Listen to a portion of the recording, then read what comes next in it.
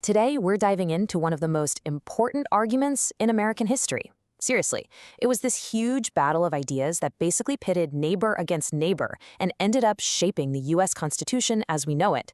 This is the story of the Federalists versus the Anti-Federalists. And trust me, why they were arguing still matters a whole lot today. So let's picture this. It's 1787. The Revolutionary War is over, we won, but the new United States, it's not doing so hot. Under the first rulebook, the Articles of Confederation, the central government was so weak it couldn't even raise money to pay its bills. The whole country was teetering on the edge of collapse. The future was a big, giant question mark. And that was the question on everyone's mind. Was America going to be just a loose club of independent states, or was it going to become something new, something stronger, more unified, and, as a lot of people worried, maybe a lot more dangerous? So the proposed fix was a brand new United States Constitution. But instead of everyone just getting on board, it basically drew a line in the sand. It split the country into two groups and kicked off this massive, nationwide argument about where power in America should really belong. All right, so let's meet the two teams in this debate. You've got the Federalists on one side and the Anti-Federalists on the other.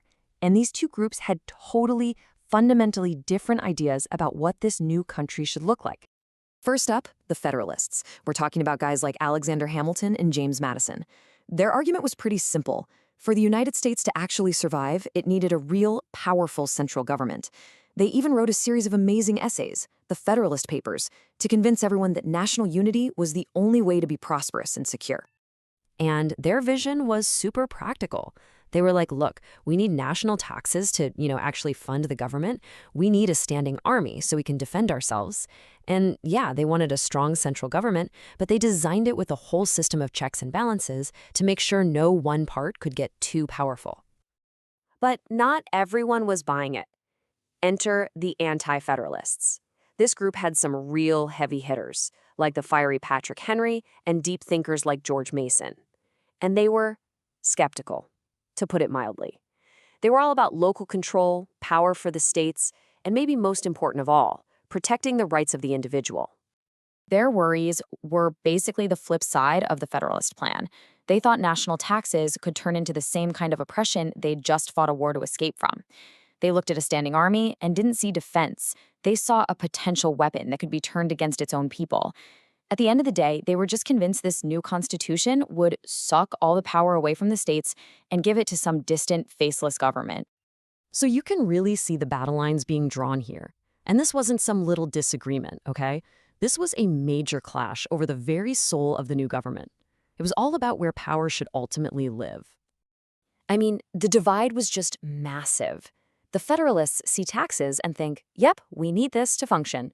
The Anti-Federalists see the same thing and think, nope, that's a threat. A standing army? It's either a shield or a sword pointed at your own back. It all boiled down to that one central conflict, a powerful national government versus keeping power close to home, with the states.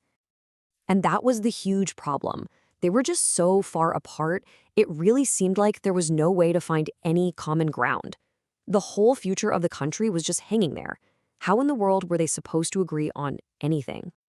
Well, the answer, and the single biggest reason for the stalemate, came down to something that was missing from the Constitution.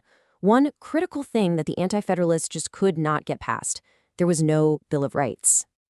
Think about it from their perspective. The Anti-Federalists are looking at this plan for a super powerful new government, and they're asking a really simple but kind of terrifying question. What's to stop this new government from walking all over our rights? And the Constitution didn't have an answer. For them, that silence was absolutely deafening. So what were they asking for? A Bill of Rights. Basically, a written list of promises, of amendments that would do two really important things. First, protect the basic freedoms of every single person.